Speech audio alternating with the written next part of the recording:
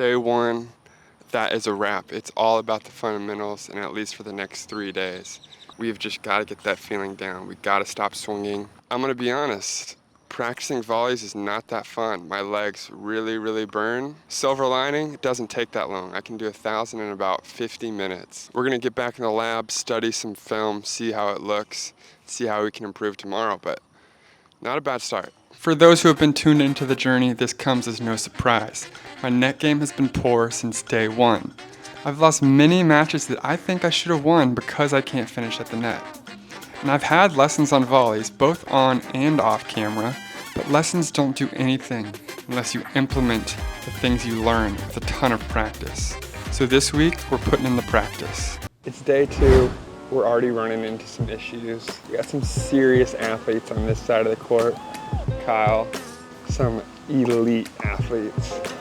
Right here, can't let this stop us. We're gonna be resourceful. I don't need the whole court to practice volleys.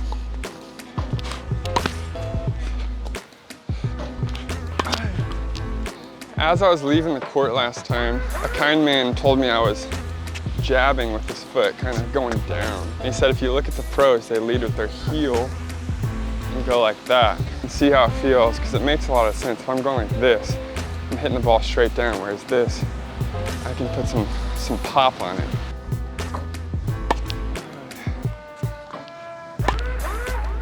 It's only 9:45 right now. It's already too hot to be playing tennis. I'm drenched. We're about 500 balls in, moving to forehands now.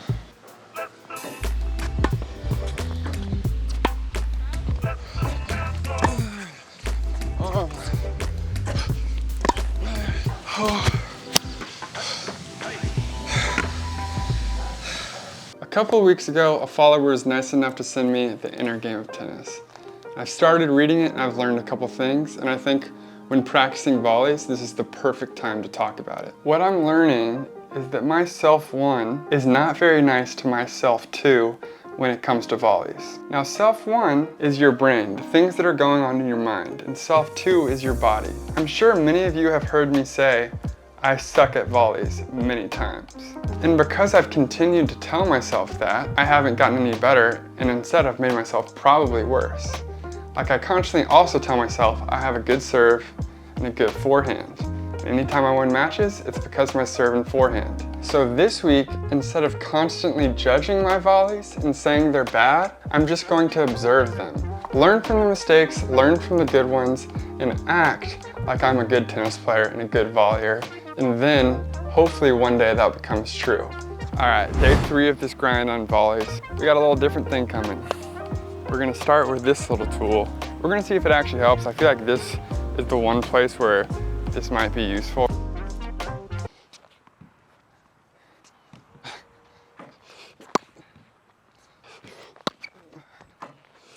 Hey. There's one, baby. Oh. All right. There's people on the other court, so now it's not the time to be a jackass. We're gonna get the regular racket out so we just don't ruin their hitting session. Hey. All right, we're just out here by ourselves grinding. But yeah, let's get back to it. Set the camera up kind of where I want to hit it, so let's see if I can shake the camera a couple times, hit that target. Practicing volleys, it's not the most interesting thing. I'm just gonna be real with you. These are like the small little things, like anything you want to be good at, you gotta do these little things that suck to get better at, to be complete at whatever you're trying to do. And it's not always gonna be fun. Like, I love tennis so much, but getting better at the small things is not always fun. If you care about it, it's always worth it, so let's get after it. Second try, on my back. All right, we're gonna go drop, punch, drop, punch. Drop, not good. Punch, good. All right, to finish it off, we're working on serve and volley footwork. Shout out to 2 Minute Tennis on this one. I'll link the video in the description. Serve,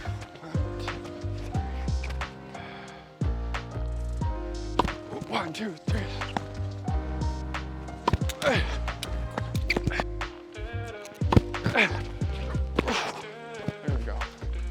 Struggling with your volleys? Maybe you just need a little more soul. Victory insoles to be exact.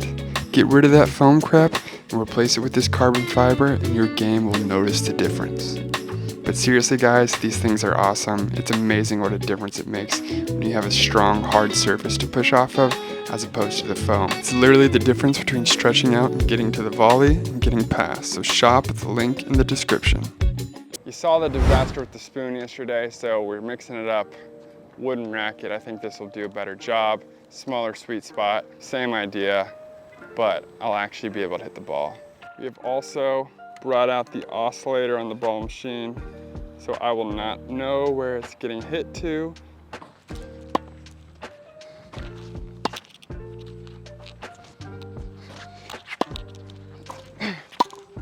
So I was tired of practicing on the ball machine. You know a great place to learn tennis, drills, and honestly anything? It's YouTube. You don't need a coach, just go on the internet. I went to Intuitive Tennis, watched his wall drills, and started working on those today because I was bored of the ball machine.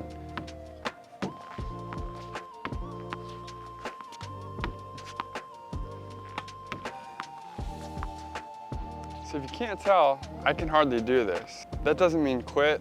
That's when you just have to work a little harder.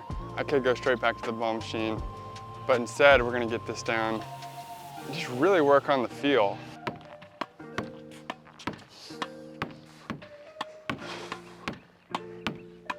I've been out here for some time now, and I'm learning this is a muscle that needs to be trained. Like my wrist is cramping like crazy, trying to keep this tight, keep the racket above my hand. I think that's like the biggest benefit to this drill. You are training those muscles that you don't use very often.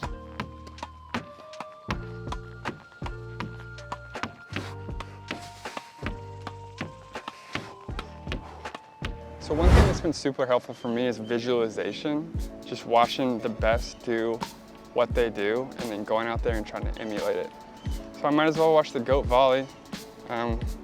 Pulled up a Nick Kyrgios video watching him volley, so that's what I'm gonna do right now and then I'm gonna get after it. So something I conveniently realized on day 6, I'm focusing on this punching motion, but I'm still all arm. So instead of this, I wanna be a little bit more of this today. My rackets are currently at the stringer, so we're bringing back out the woody.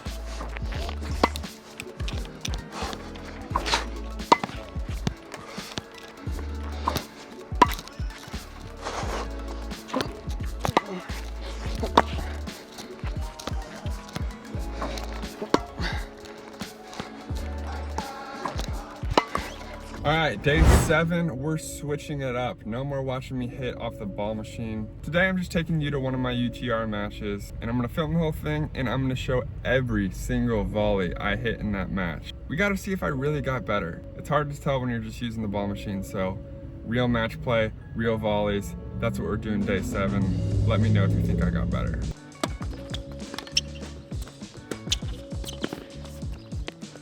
Alright, I'm gonna let you guys be the verdict on this one. Did I get better? To be honest, it didn't feel great, but again, I'm not gonna judge myself here. I'm gonna continue to work. I would suggest not changing your game plan just because you practice something really hard for a week. I was going to the net more than usual and sometimes on balls that I shouldn't have. But anyways, this is every volley that touched my racket. Let me know what you think.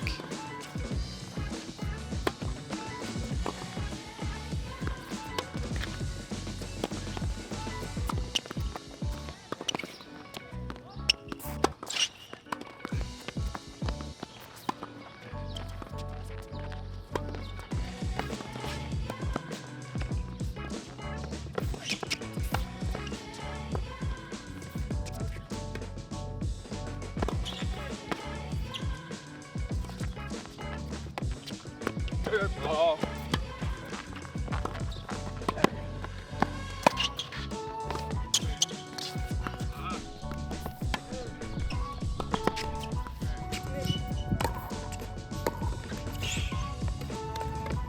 It's not the ending you want. I'm sure y'all wanted to see some triumphant dominance at the net just as much as I did today. But I think this is a good lesson. Rome was not built in a day. I've got 1.5 years of bad habits that I have to learn. The first time I stepped out on the court in a match setting, it didn't go as planned. That doesn't mean I stop going to the net and stop working on my volleys. That means I just gotta accept, hey, this is gonna take longer than we expected. Fine, I'm gonna continue to work on volleys and hopefully become a great player at the net someday. This 1 week did not make me a great player at the net, and that's fine. We continue to work. Thank you for watching. Winners only. Peace.